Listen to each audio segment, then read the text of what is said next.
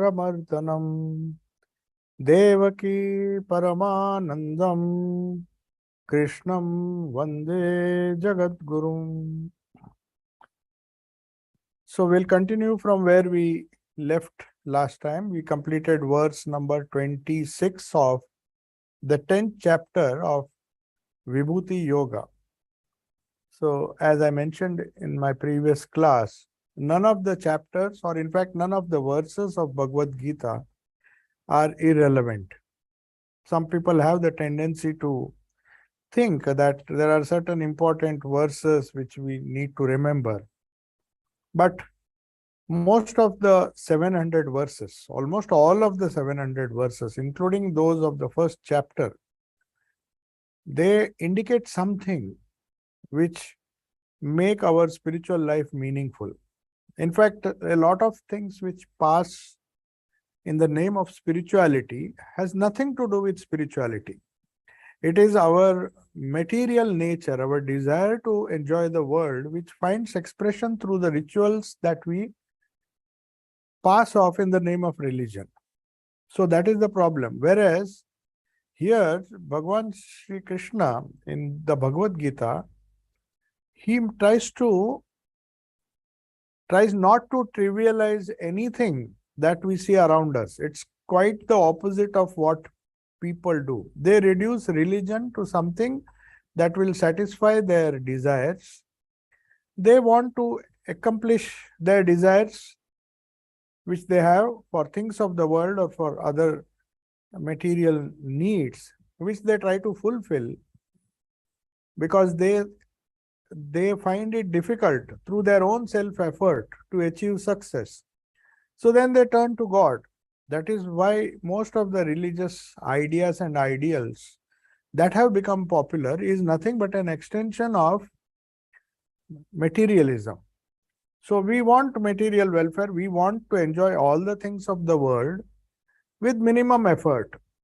We don't want to work hard. If somebody tells us that we need to work hard to achieve something in life, we always try to find out if there are other ways which can make things easier for us to achieve the same things, our same objects of desire, but with less effort. And unfortunately, most of the religious ideas, or you can say dogmas, I would not call it spirituality, but most of these dogmas serve that purpose. That if you believe in a particular god or deity, it was there in the ancient ages also. I'm not saying it's a modern phenomena. It was there from time immemorial, even during the days of Bhagavad Gita. That's why we saw in many of the chapters earlier, we have come to the 10th chapter, where the Lord is expressing certain ideas which describe his glory, not fully but partially. Because human mind does not have the capacity to understand the idea of God or the idea of Ishvara in its totality. So even a partial understanding will ultimately lead to a higher understanding of that reality. That is the purpose of the 10th chapter. Otherwise, people think that what are these vibhutis? Okay, you find something great in nature. They are great, wonderful trees. One among the trees, Sri Krishna will select, Ashwatha tree, as I explained last time. So that is the greatest among trees. There are certain reasons why he does it. But then with all the explanations, we find that it is, after all, what is so great about the Ashwatha tree? There are so many other trees as well. So we believe that some chapters, like the 10th chapter, which describe the Vibhuti of the Lord, as Sri Krishna himself has mentioned in the beginning, that I am just giving you a glimpse, a sample. You know, in movies, they have this trailer. Trailers don't give you the entire content of the movie, but they give you a glimpse of what to expect. So also the Lord warns Arjuna and says, I am just giving you a glimpse of my glory, but under no circumstances should you think that this is the total glory that I represent. The concept or the idea of Ishvara is far, far, far greater than what Arjuna or any human mind can conceive. So he's given many examples up to 26th verse. Now we'll see 27th, and there are other verses. Finally, he will conclude by saying to Arjuna that what I described is a very, very small, infinitesimally small example of what the glory of the Lord is. But because you cannot comprehend with your limited mind, with your mind which is full of desires and which is full of material pursuits, you will understand only the material things. So in your own language, I'm trying to explain what the Lord is, what the glory of the Lord really is, by giving that example. And then if you extrapolate that, if you want to really know what Ishvara is, what Brahman is, what reality is, then these small steps will serve you as an intermediate step for meditation. So now we come to the 27th verse. And in those days, there were a lot of mythologies which gave rise to Indian culture, because people would normally like to hear stories. When very tough and difficult philosophical things are told, people just tend to get confused. They said this is beyond our capacity. So the same ideas are explained through the simple Puranic stories like Puranas. We have so many myths, so many partially historical, partially myths, partially mythological, like Mahabharata, Ramayana, which try to, and of course the Puranas, which try to put the great ideas of the Upanishads and the Vedas in a form that is easily understandable by the common man. So none of the chapters of the Gita are to be taken lightly. That is the idea. So most of the ideas that we get in this 10th chapter, though it may appear to be very trivial, we will feel, many people say, why can't we just skip it and study something more serious? After all, he is naming a few plants and some trees and some other things and saying, see my glory in these. What is the glory? Perhaps a scientist will say, what glory is there to consider the Ashwatha tree as the greatest among all trees? What will I gain? So let us have some kind of philosophy. But that is not the case. It is very important in the sense, when we are living in this world, when we see these things around us, when we read the stories of Puranas and other things, the idea behind these verses here in the 10th chapter is to direct your mind towards the highest. Though it may not be possible at this stage to think about higher things, since we are very much attached to power, to nature, the beauty of nature. So let us gradually concentrate on this best among the natural things, and that in turn will lead you to the highest. That is the idea.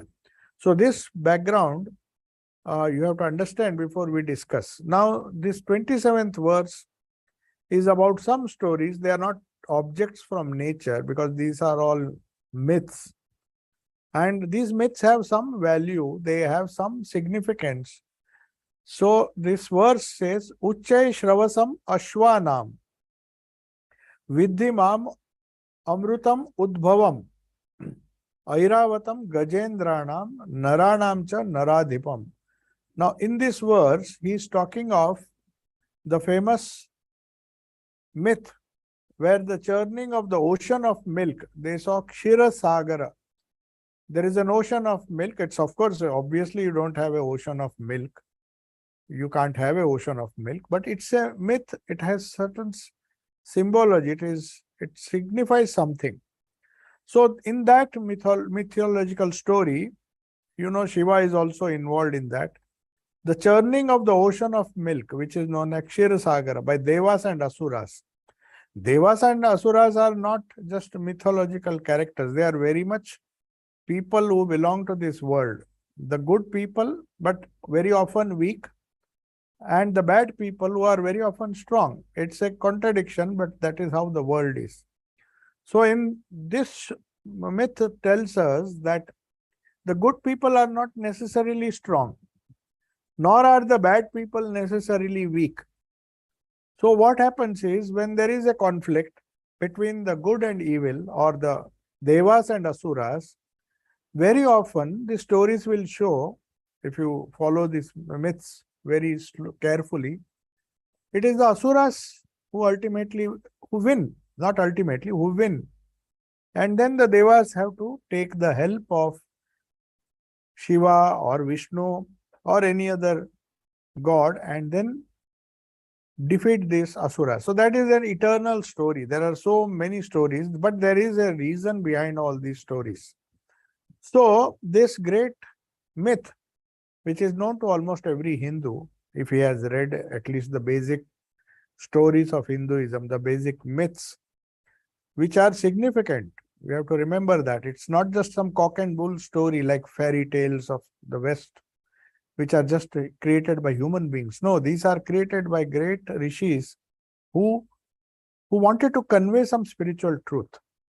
So there is this story or this myth where an ocean of milk supposedly is churned, because both the asuras and the devas were told that if you churn this ocean, you will get amruta, nectar. That is the nectar which was sought by both devas and asuras, because everybody wants to become immortal. Even the most wicked of people, he thinks by his strength he can become eternal or he can live eternally, which never happens. So also the devas. But very often these devas or these good people are weak. So they both decided, let us get this nectar. So there was some kind of compromise, as these politicians do. When they quarrel, they said, okay, let the bad people and good people come together and sort out some compromise so that we can share. So they started churning, and they say, when the churning took place, two things came out. First came out Uchay Shravas. Uchay Shravas is the name of a horse. So because it has come from this churning, so everybody wanted that. The horse Uchay Shravas came out of the nectar that was the result of churning the ocean Kshir Sagara. So many other great things came, but among the horses, Sri Krishna says, I am the Uchay Shravas. That doesn't mean he is incarnated as Uchay Shravas, that is the name of that horse. But among all the horses, there may be great horses, wonderful horses, but among them I am the greatest among horses. And among the elephants, the elephant which was normally normally used by Indra, in these myths only, I'm talking of the myths. Airavata is the elephant which is used by Indra, who is the lord of the Devas, to fight the Asuras. So Airavata is what came out of that churning. And because it is one of the strongest elephants ever found, which was used in warfare, Lord says, I am the Airavata among all the elephants. But this event is just an allegorical statement of the eternal process of the good and bad people who are jointly churning the ocean of life. Now they are both want something out of life. It's not that only the good people get good things. Sometimes bad people also get good things. So this churning goes on, and everybody wants happiness. Everybody wants wealth. Everybody wants learning, prosperity. Nobody wants, even the bad people want success. Success is not the monopoly of only good people. There's no guarantee that only good people will succeed.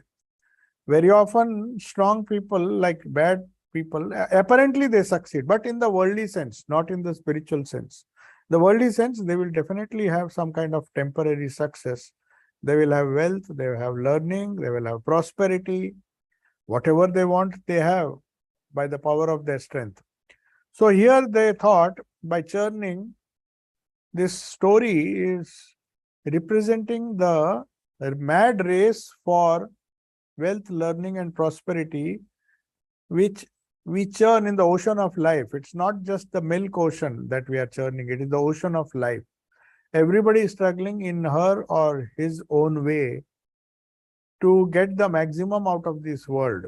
As Robert Ingersoll told Swami Vivekananda, he was a very, very materialist person. He was very atheistic. He was an atheist.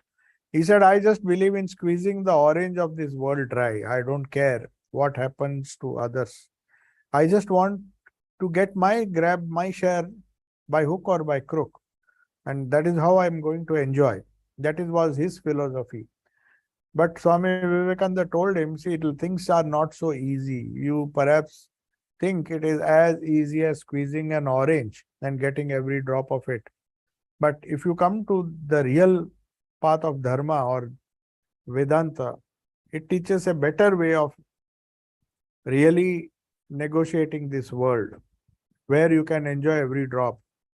Now, the way you are trying to enjoy the world, finally it ends up that the world enjoys you, not you don't enjoy the world.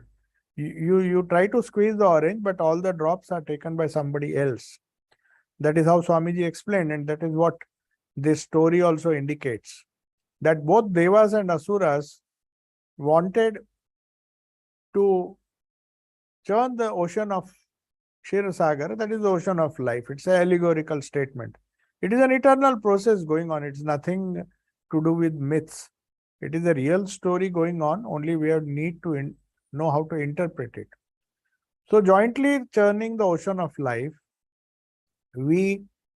each one of us, whether we belong to the category of Devas or Asuras, through earning wealth, through learning and prosperity, whatever we think will make us happy, we are churning this ocean. It's an eternal process going on. There's nothing wrong with it. But how much success we will get, ultimately, what will be sustained, that depends on, according to the Bhagavad Gita, of course. If you see all the 18 chapters, later on you will come to know Sri Krishna is giving the solution to that. But now he is just mentioning how people go after these things. And even through this process, he says, among the horses, you have to meditate on Ucha Shravas. Means it is a kind of intermediate meditation which will not lead you to the goal, but at least it will make you go. If you want something, aspire for the best. If you want something, aspire for the best among that species. If you want an elephant, try to get the Airavata. That is the idea. Don't settle for smaller things. So, and then finally, the last word is very important. Among men, among all the men, Naradipam, among the men, Naranam Naradipam. Naradipam means one who rules over men, that is the king or the ruler. So among all the men, I am the ruler. That means I am represented, though partially, by the ruler more than the ruled. Because he is the source of all power. So that's the idea. So a monarch who is born with royal excellence, I mean, if he is a real monarch, he is regarded as a spark of that divinity in human form. Human beings have power, but the king has definitely, obviously, more power than the human beings. And being the best of horses, the best of elephants, and the best of human beings are indeed partial manifestations. Even though they are partial, they are manifestations of the divine glory of the Lord. If you see the Gospel of Sri Ramakrishna, you will find that Sri Ramakrishna also liked people who have achieved something in life. So people used to ask him, why do you want to see Ishwar Chandra Vidyasagar and other people? He said, see, there is some power of the Lord which is manifesting through them that has made them noble and great. So why should I not go? Why should I be? He had no ego, he was like a child. He would go and see them. I said, I want to see him. That is the idea behind this chapter. When you see the greatest among the species, your mind automatically focuses or is diverted towards the Lord, the divine glory of the Lord. Though it is partial, it gives you a hint. Now we come to the 28th verse. Now he is coming to the inanimate objects. We first discussed among rishis who is the greatest, Kapila Muni, and all those things. Now he is coming to the objects of which we see around us. We see around us weapons, we see around us other animals, and so among Ayudhanam, the 28th verse. Now we'll discuss the 28th verse, then we'll go on to the 29th. 28th verse of the 10th chapter Vibhuti Yoga says, Ayudhanam aham vajram. Dhena dhenu nam asmi kamadhuk. Prajaschasmi kandarpaha. Sarpanam asmi vasukihi. Now there is a reason why he is giving these 4 examples. Ayudhanam, among all the weapons, I am Vajram. I'll tell you what this Vajram is. It's known as thunderbolt. This is the famous weapon. I'll explain what it is, but among the weapons, there are many weapons, the divine weapons and the weapons that were normally used in this warfare. But he is the thunderbolt. Dhenu nam among the cows, Dhenu means cow.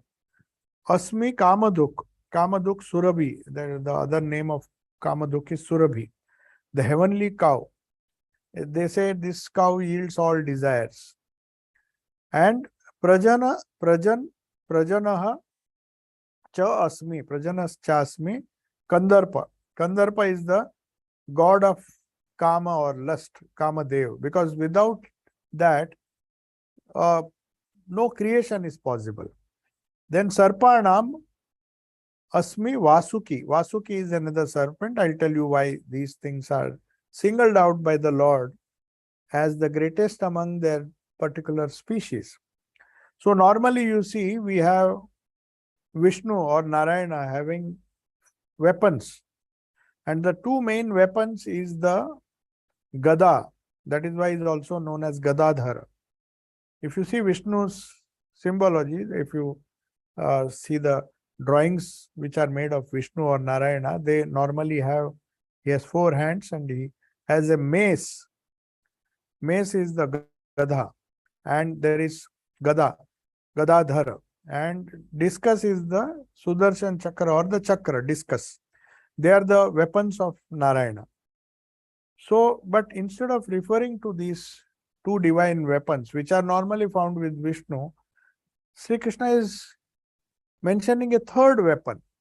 Now, what is the significance? He is saying the Lord has purposely mentioned this weapon known as Vajra. Why? Why is this thunderbolt more important than Gada? And Gada is the mace, and the Vajra, Gada, and what is that other one? No, discus. That is Sudarshan Chakra. Chakra is the sharp discus with which Vishnu kills lot of. That is the famous weapon of Vishnu. So why not these 2 weapons? Instead of referring to these celebrated weapons, Lord has deliberately mentioned Vajra. There is a history behind this Vajra. What is this Vajra? So the former weapons are eternally part and parcel of the Lord Vishnu. They are there in every symbol of Vishnu that we see or Narayana that we see. Whereas Vajra is it is manufactured for a specific purpose. When Indra was losing the battle, Indra is of course, all of you know, is the king of Devas. So they were finding it because Asuras were strong. Normally in society, evil people seem to be stronger. Definitely they are stronger because they are more united than the Devas. So very often the Asuras were winning this battle. So Indra was forced, because most of the Devas, that's very surprising to know, they are given to a lot of enjoyment. Devas, they forget the purpose of their life. That's why they are weak. They waste a lot of energy in this dance and other things. So normally when the Asuras attack them, they are not prepared to win. And then Indra has to rush. And then the famous Vratasura, that is the story for whom the Vajra had to be this thunderbolt, which is supposed to be the most powerful weapon. But how was it created? The story behind this Vajra is very important. That is the whole essence of spirituality, because Indra found it difficult to kill Vritrasura. Vritrasura was one of the leaders of Asuras who had through his tapasya, he had got a lot of weapons. So they knew that without this Vajra, we are helpless. It's only Vajra that can help us to defeat Vritrasura. But where could we get this weapon? And where do we get the material with which the Vajra is to be manufactured? It is very strange, but it is there is a deep significance behind this story. And then somebody tells them that the material for manufacture of this all-powerful weapon, which is known as Vajra, is the bones of a sage, of a rishi. Not any rishi, a rishi who is full of purity, full of austerity, full of perfection. Not any worldly person's bones will help. Only a person who has done a lot of tapasya, who is pure, and who is all perfect. So Indra goes to Dadichi. Dadichi was meditating. In fact, he had already realized the highest. So he was not bothered whether his body lives or goes. So the Indra goes and requests him, see, there is a weapon which can end the tyranny of these asuras. So will you give your bones to me? So this has a deep significance that it is the pure and the austere and the perfect among humanity which really contribute for the cause of universal welfare. So Indra found that this Dadichi is the only person who is alive who fulfills all the conditions. He was right from birth, he was pure, and he had done a lot of austerities. And he was a perfected sage. So this sage Dadichi, the sage said, okay, I will sit in Samadhi, and when I give up my body, you can use my bones for preparing that Vajra which can defeat the Asuras. So the thunderbolt could be made only because of the sacrifice of Dadichi. He had realized the highest, so he said, I'll just enter into Samadhi and you take my bones. So that Vajra Yudha, or that Vajra, which was actually chosen by Sister Nivedita for our Indian flag. Very, very sad story in the part, in our political history. There's so many mistakes that we made. Much before our independence, Sister Nivedita had designed a wonderful flag. Perhaps you people, we do not know this. And the symbol of that flag, it was a saffron colored flag with a Vajra symbol in golden colored Vajra. She had that famous painter, Avanindranath Tagore, or I don't know, maybe it was either Avanindranath Tagore or Nandalal Basu. One of these two famous painters whom she encouraged, they designed this Vajra because there is a description of Vajra. So that Vajra was placed and the flag was designed by her because she knew someday India will become independent. And she wanted this flag, which was a symbol of the power of Dadichi, the renunciation and the sacrifice of Dadichi. So, symbolizing that it is only through sacrifice that we can get our freedom, which ultimately we got our freedom, India got its freedom through sacrifice. So to symbolize that, Sister Nivedita designed this flag, which unfortunately was rejected by the then so-called leaders of India. Unfortunate. It's very unfortunate that though it was proposed to be one of the designs for the flag, they chose the flag. Obviously, now there is a new flag, it's fine. But the original flag was designed by Avanindranath Tagore with the help of Nivedita gave that idea. That flag is still there, it's printed in her books. So this Vajra was a symbol. According to her, this Vajra symbolizes the strength of the good over evil. That is what she felt India stood for. Anyway, that is part of history. So the willing self-sacrifice of Dadichi made it possible for the Devas, the good people, to defeat the evil forces. This holy act of Dadichi Muni, who gave up his life to make this weapon, is described as the weapon of Vajra and is represented by Vajra. And the Lord says that the divine power is always there where the Vajra is there. That means wherever there is the spirit of sacrifice and unselfishness, which Dadichi showed, wherever, in whichever society, the whole society is built upon the sacrifice of these great people. So these are all symbolic, allegorically, it has been described. Now coming to the next example, Kamaduk. It is a cow of desire. It's one of the rare products that came from the churning of the ocean, which we have mentioned. The cow has the power. It's, of course, Uchchaishravas and Airavat also came along with that. Kamaduk. Kamadhenu also, it is known as Kamadhenu. That is the mythical cow, where the cow has the power, according to the Puranas, to supply all the requirements in life, whatever you need.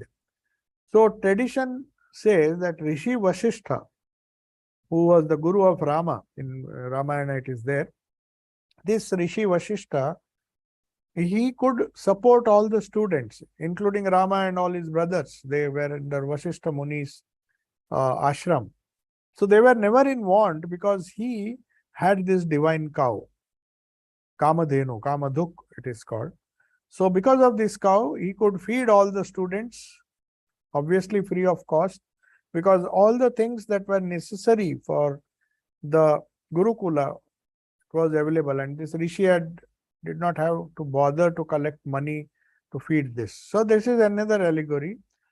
And we find that in chapter 3, the 10th verse says that a willing and cheerful mind, and if we try according to dharma in the right way, you will get the milk cow of desire. Means there is a proper way of getting what you desire if you follow the path of dharma. That was mentioned already in the chapter 3, stanza 10. So that same Kamadhenu means in Indian scriptures, in the Indian tradition, dharma, artha, kama and moksha, these are the 4 ideals. Of course, moksha is the highest ideal, but dharma, artha and kama. Artha means wealth. Generating wealth is not bad. Even kama is not bad. Any desire is not bad. The world exists because of desire, but it has to be supported by dharma. So first dharma comes. So this Kamaduk, as it has been mentioned in the 3rd chapter, it is the result of any action that is done with righteousness. So anything that you do with righteousness, with dharma as the background, then artha and kama can be, they are legitimate. Otherwise, if dharma is not followed and adharma is followed, then that whatever you artha or kama one gets, that will not lead to moksha. So artha and kama with dharma as the background ultimately leads a person to the ideal of moksha. So that is the idea here. When Kamadhenu, it's not just any cow, but it's a cow of desire, and your desires will be fulfilled provided you lead a life of dharma. That is the idea. And because Vasishtha and all his disciples, the students, including Rama, who was trained in that Gurukula, was trained in the lessons of dharma were given to all the children there, all the students, including the brothers, Bharata, Shatrughna and all. So this Kamadhenu is symbolic of that.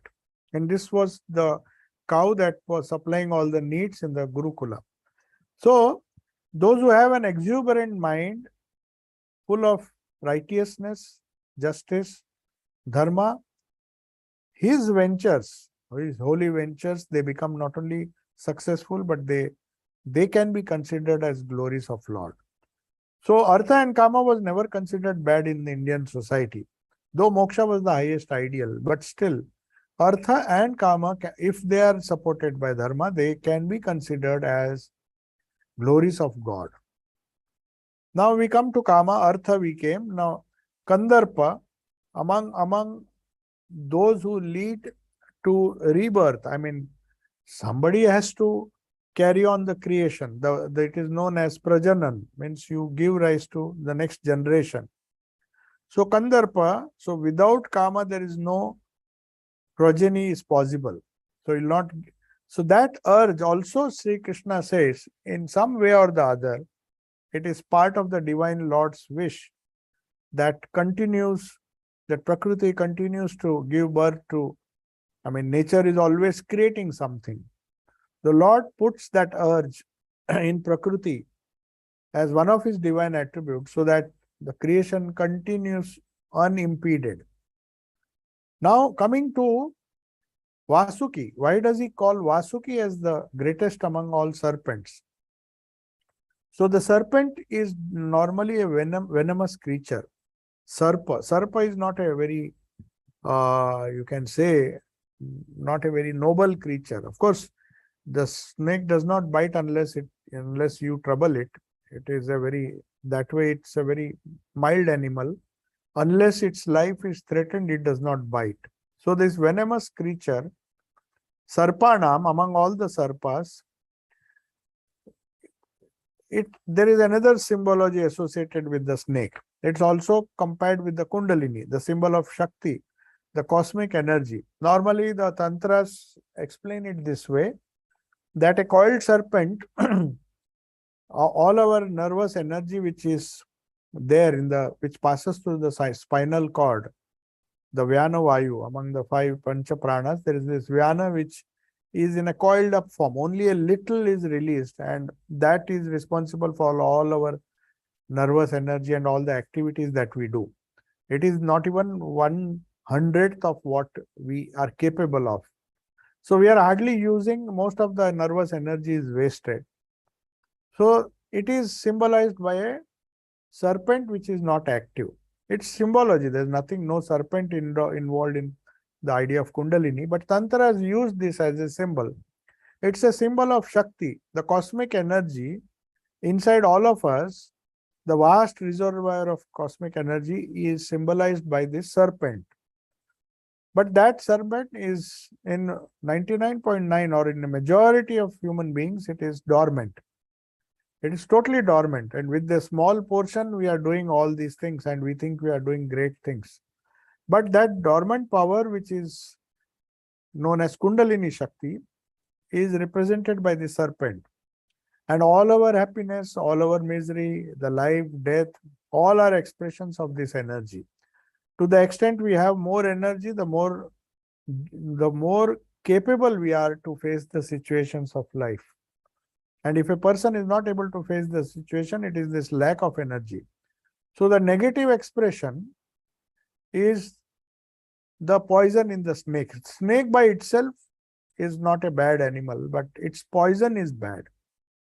So Vasuki, the great snake, the poisonous snake, it served a great purpose in this Samudra Manthan, where they used the Mount Meru and how to churn that.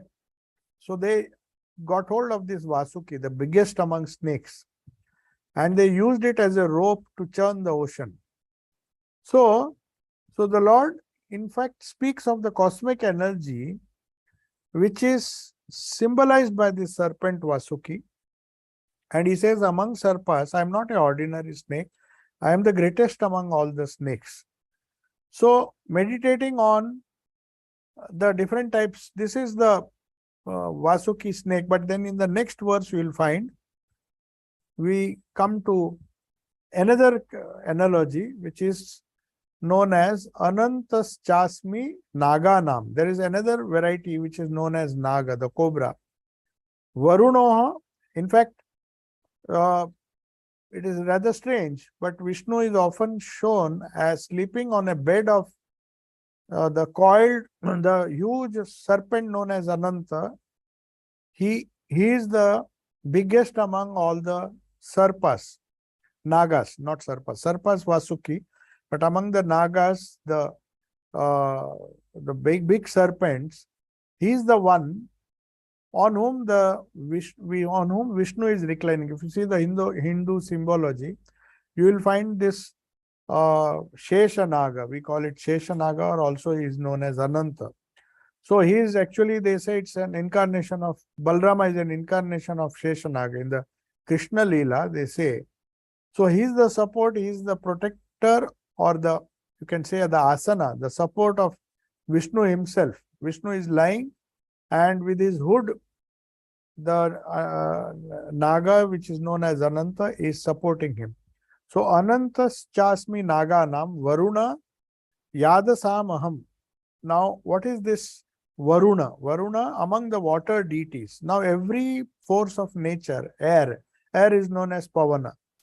So, Pavana has a deity associated with this. So, there is a deity which represents, which is supposed to be representing water. So, Yadasam means among the water deities, I am Varuna. Varuna is worshipped. When we worship the sea, when we worship the lake and the any water body, we chant the mantra of Varuna. So Varuna is supposed to be the chief among the water deities. And Pitrunam, our ancestors, I am Aryama. So he is supposed to be the, in China they have this ancestor worship. They don't worship gods in the way we do. For them, ancestor worship leads them to the highest. So they have this tradition of ancestor worship. They are very, one of the oldest religions which believed in. So in Gita, we have this reference that Aryama, who is the chief amongst our Pitris, he is the greatest among all our ancestors. Ancestors means the father's father and father, grandfather, that whole generation. Finally, in the Hindu mythology, it is Aryama who is considered to be the deity. So all these Pitris, water, everything, if you see all the Vedic mantras, especially the Rig Vedic mantras, you will find that these great things in nature, the water bodies, among the snakes, everything is deified. That is one way of focusing on Ishvara. Though we do not know his true nature, we hold on to the partial nature of the Lord and then try to search for that ultimate reality which is known as Ishvara. So these are all preparatory meditations. This 10th chapter, in fact, all these verses are for people who cannot live, who have to live amongst all these things. So when they see these objects, different objects, as we saw that Sthavarana, Himalaya. So when they see mountains, when they see Himalaya, they get a totally different feeling. They're so majestic. So when you come across any hill or maybe a small mountain, your mind automatically should go to the largest among, the biggest among the highest among the mountains, that is Himalayas. So all these things, among Nagas, I am Ananta, among Sarpas, I am Vasuki. So these take the mind upward to the highest. And then Yama, Samayatam, among all the governors, I am Yama. Now this is very important. Why Yama? You know what Yama is, Yama and Niyama. So Niyama is external control, Yama is internal control. In Patanjali, even before you start asana and pranayama, they say you have to be first a master of Yama and Niyama. Niyama are external disciplines which you impose upon yourself, and Yama are internal disciplines. Disciplines like not getting angry, not being envious of other people. So there are certain things which we need to control, which are mental, which are not physical, but they are mental. The control of anger, control of jealousy, control of many vices that we face, our mind is susceptible to. These are known as yamas. And niyamas are external controls. Like you fast, you don't eat this, you don't eat that, you do some kind of discipline, do some asanas, yoga and other things. They are all niyamas. So among all the yamas, the Lord says, I am I am Yama among all the governors. I mean, governor in the sense that which governs many things. See, people are governed by the king. The animals are governed, but they say by the lion, who is the king of the forest. There are so many people who govern. The minister will govern a particular area, the chief minister a particular state. So these are all governors. Among all the governors, the people who govern, it is very easy to govern externally, to become the boss of many other people. But to govern your own mind, you need Yama. So life and death, our future, they all depend on, or here in this case, practice of self-control is also known as Yama in the science of yoga. But the Lord of Death also is known as Yama. Yamadeva, we call him. Because he is the one who controls.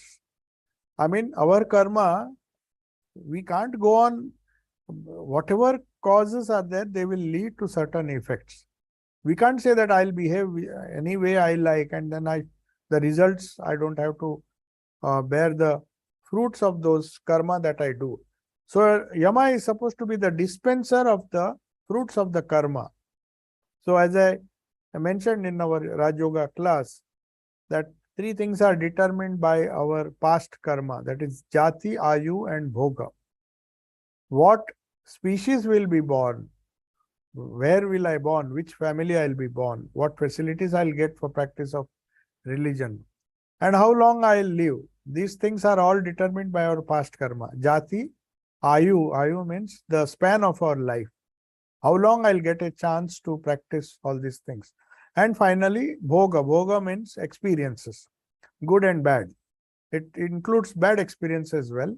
So, depending, this cause and effect theory is determined by this Yama in two ways. One is Yama means your own control.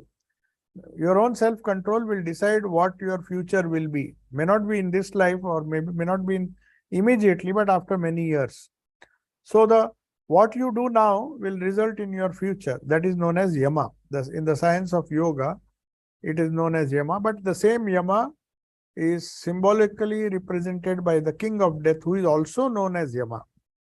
And we say that everybody's ayu or lifespan is a resultant of his own karma. He should not blame anybody for his or her death. So there is a unrelenting justice in life. So life and death are just determined by Yama according to their karma. So he is among the best among the controllers. That is why when Nachiketa wanted to understand the secret of death, which is the one secret which nobody knows. Everybody seeks an answer, but nobody knows why and how death comes and what happens after that. So that great question of life was answered by Yama and Yama alone. That is why Nachiketa, that young boy who was wiser than his father, said, no, I don't want answers to your or temporary solutions for all the problems of life. I have seen. He in fact saw the behavior of his father, how he was trying for Swarga, doing some kind of sacrifice. And in the beginning, he very politely said, dear father, this is not the way. The scriptures say this is not what will give you an eternal result. You may get some kind of heaven or something with this, but even that you are not doing properly. So his father was very angry. He said, I am your guru, I am your teacher, and you are telling me what I should do. And so he curses him and says, I've been giving, he then says, you are giving so many things as sacrifice. Some of the things that you are donating are useless. At least you donate me. I am not a useless person. I am your son. At least I am good. I'll be useful to somebody. So please donate. Whom are you going to donate to me? He was saying it sarcastically, but his father gets angry. And out of anger, he said, I'll give you to Yama himself. So he says, very, very good. That is where I wanted to go. Because I want to know the secret of life, or the secret of death rather. What happens after death? How should I lead a life which will enable me to get immortality? So this Yama, which means internal mind control, also means the Yama, the god of death. And because he is the eternal controller of our destiny, it is supposed to be the best way, the best representative of Ishvara. So that is verse number 29.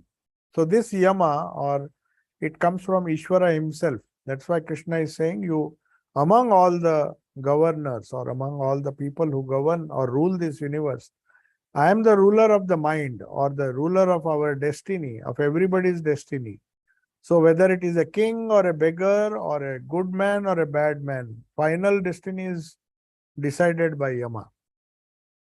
So it is worthwhile to meditate on Yama. So this is the essence of verse 29. Now we have a few minutes. If there are some questions, you can ask. Otherwise, I'll just read out the 30th verse, which we'll discuss in the next class. I think there are 2 questions in the chat box. I'll just see. Yeah, so I'll answer that. But anyway, I'll first go through the 30th verse. Prahladaha cha asmi daityanam, among daityas. Now this will require a lot of explanations. Who Prahlada was and why is the chief among the daityas. Kalah kalayatam aham, mruganam cha mrugendroham, vainateya cha pakshinam. Among birds, I am vainateya pakshi. That is Garuda. And among beasts, I am the lion, Mrugendraha. Mrugendra is the name of the lion. So now this will require a lot of explanation. So we will discuss it in our next class. But among all the things that decide our fate, I am Kala.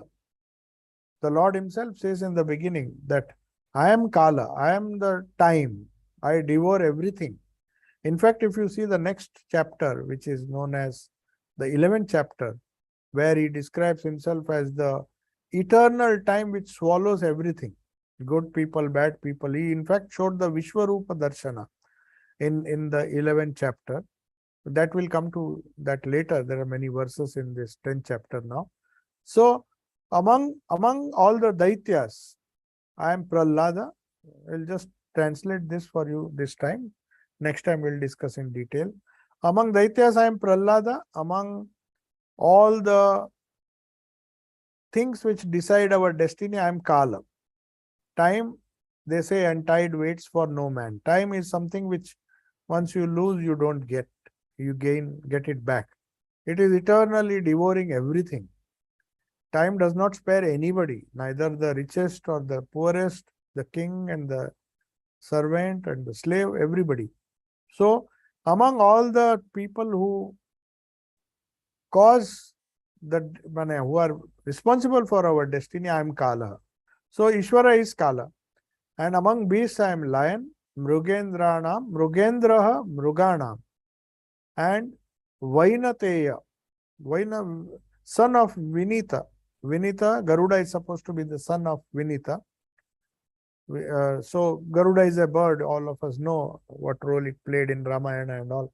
So Vainateya means the son of Vinita.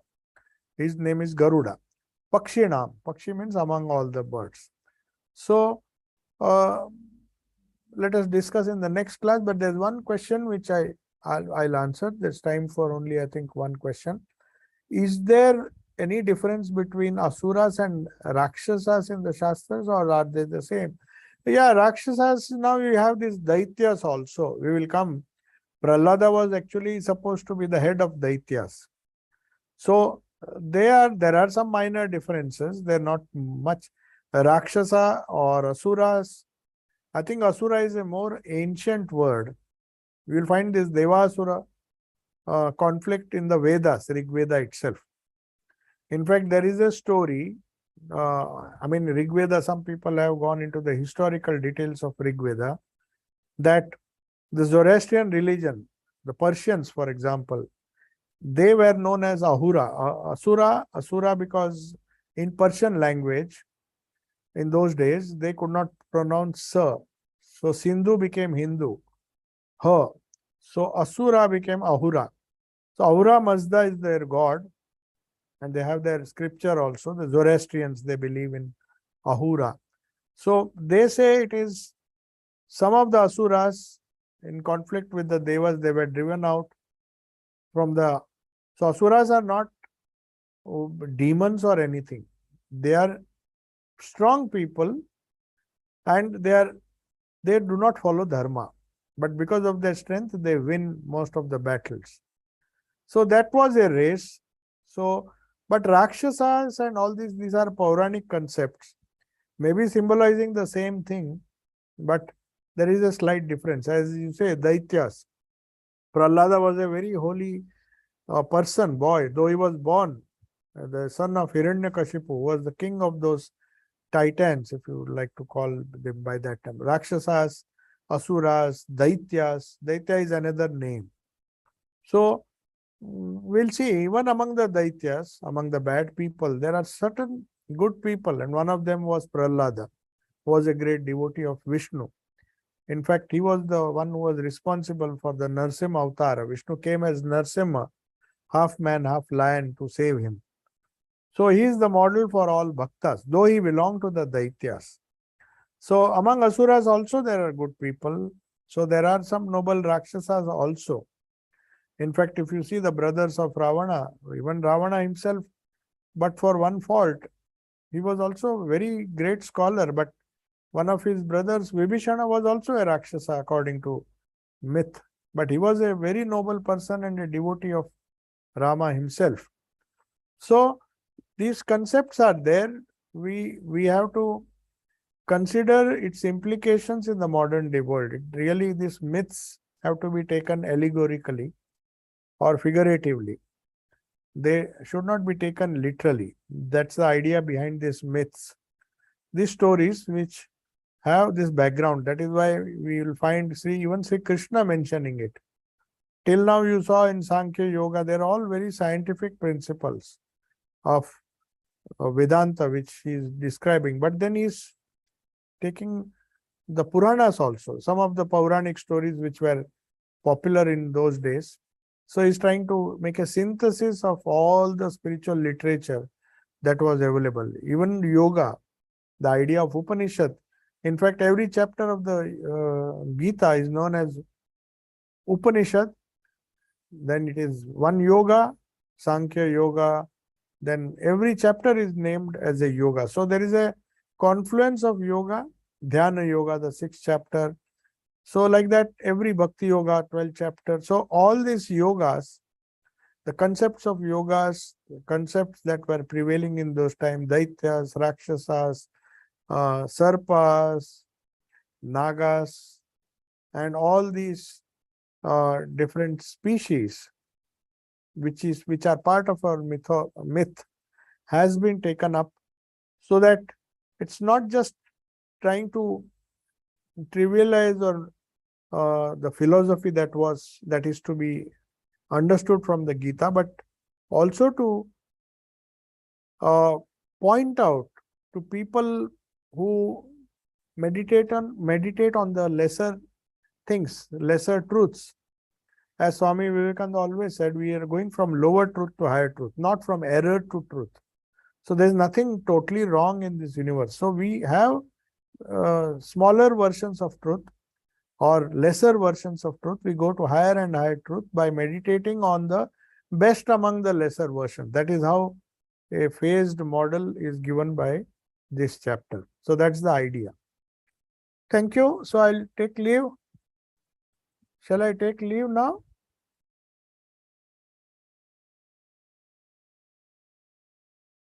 Shall we conclude for today?